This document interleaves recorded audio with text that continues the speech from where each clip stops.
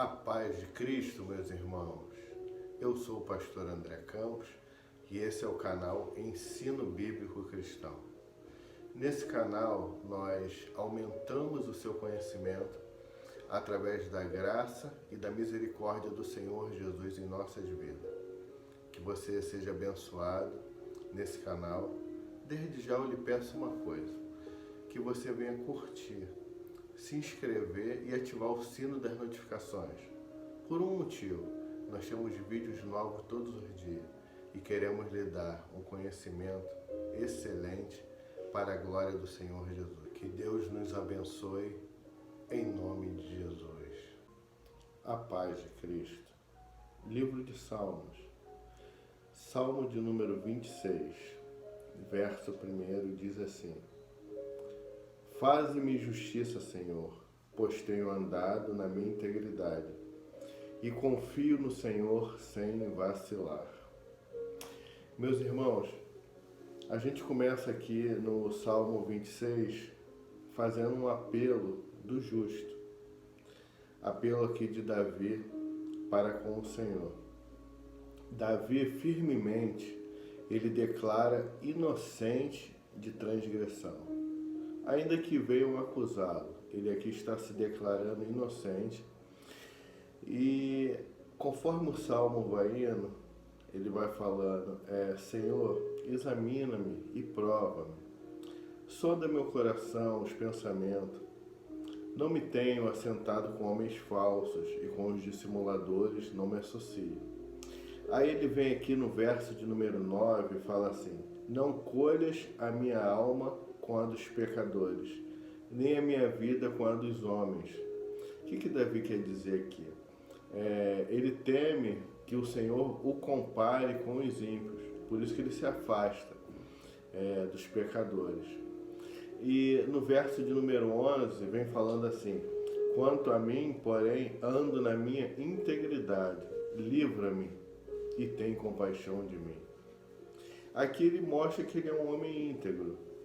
E nesse versículo 11 fala assim, ele se declara íntegro, mas reconhece a necessidade da misericórdia e da graça de Deus, que fala assim, o meu pé está firme em terreno plano, nas congregações bendirei o Senhor. Ou seja, parte B do 11, livra-me e tem compaixão de mim. Ou seja, ele fala, eu sou íntegro no início do Salmo, mas ele pede livramento do Senhor. Ele sabe que ele é íntegro, mas sabe que ele depende das bênçãos de Deus. Depende da misericórdia e da graça de Deus para viver. A gente às vezes se acha que não faz nada errado, certinho, e ainda não é convertido ao Senhor Jesus. Mas eu não preciso, eu faço tudo certo, não fumo, não bebo, não faço nada de errado, não adultero, não faço nada. Mas nós temos que olhar para a cruz e vermos que somos dependentes de Cristo em tudo. Nas pequenas coisas a gente não vê, que a gente quando acorda, vê que quando abrimos os olhos, um milagre de Deus aconteceu naquele momento, porque estamos vivos. Entre outras coisas que o Senhor faz durante o dia para nós. Então nós temos que ser gratos a Ele o tempo todo. E o Salmo 27, ele começa assim: O Senhor é minha luz e a minha salvação.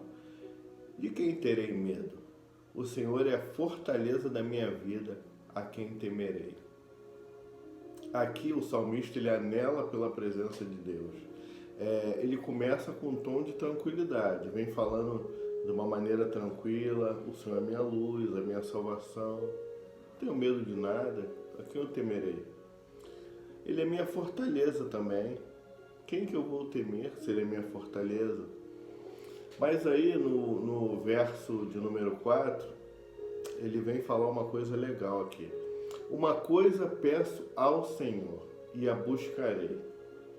Aí ele vai e fala que ele vai buscar: que eu possa morar na casa do Senhor todos os dias da minha vida, para contemplar a beleza do Senhor e meditar no seu templo.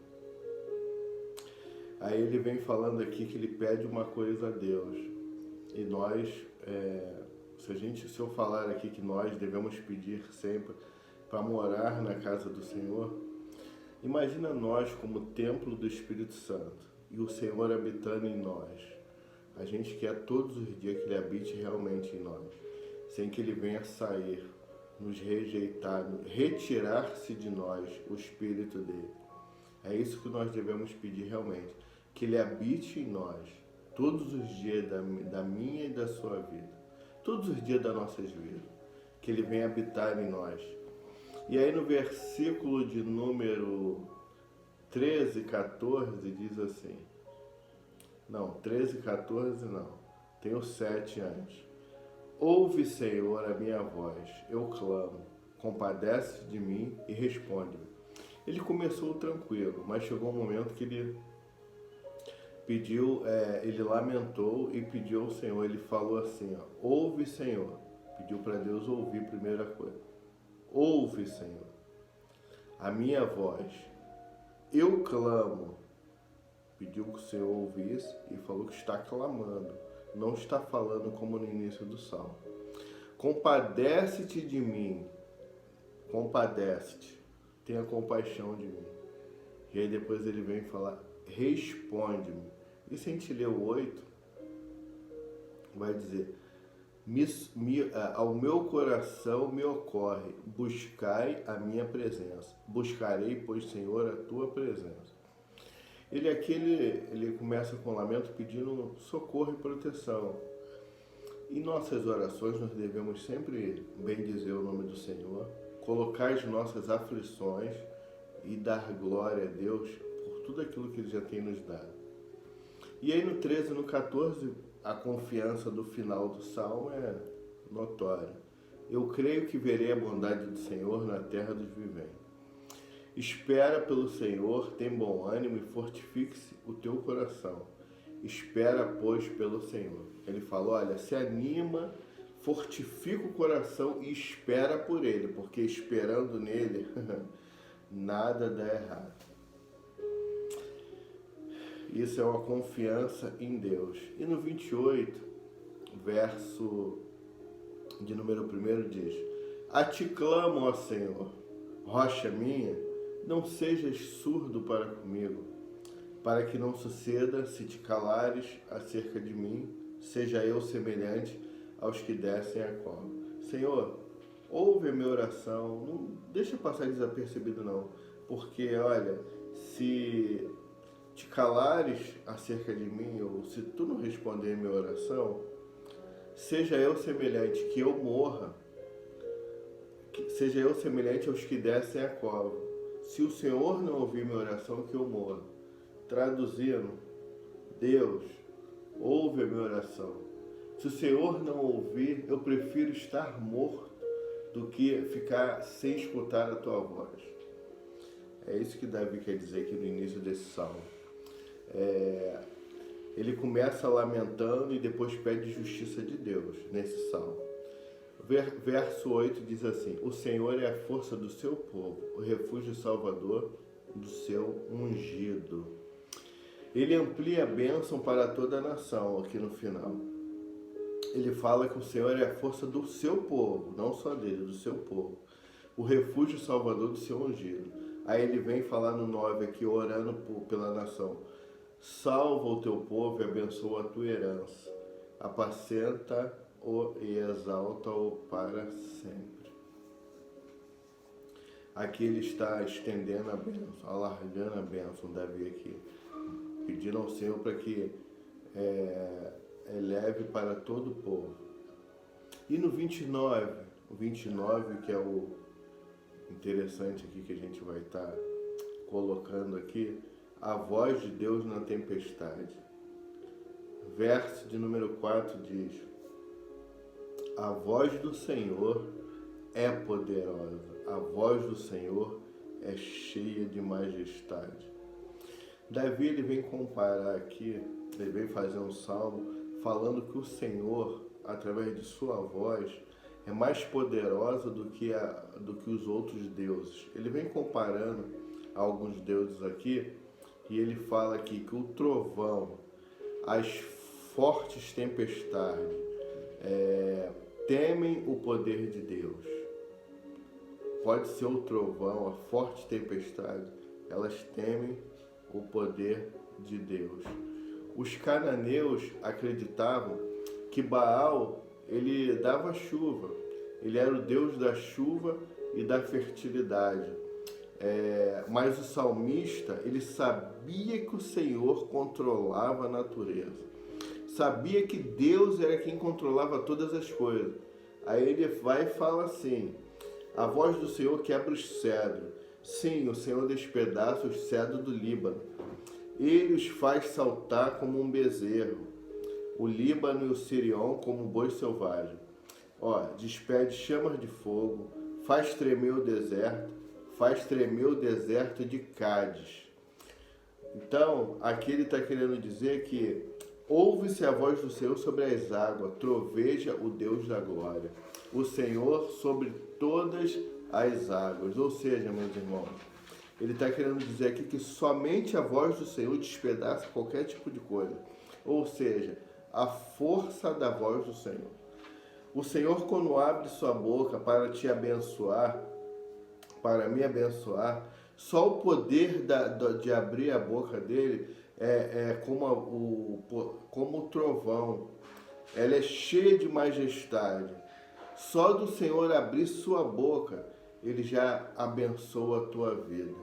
Só do Senhor falar um simples ai, ele já derrama bênção sobre a minha e sobre a sua vida. Ele diz aqui que a voz de Deus na tempestade, ela é tudo. Porque ele compara aqui a outros deuses, os deuses cananeus. Por quê? Porque eles achavam que era Deus da chuva, mas quem é o Deus que comanda e controla todas as coisas, e na natureza também, é o Senhor. O Senhor preside aos dilúvios. É Ele quem diz se vai parar de chover ou se vai chover. Como rei, o Senhor presidirá para sempre.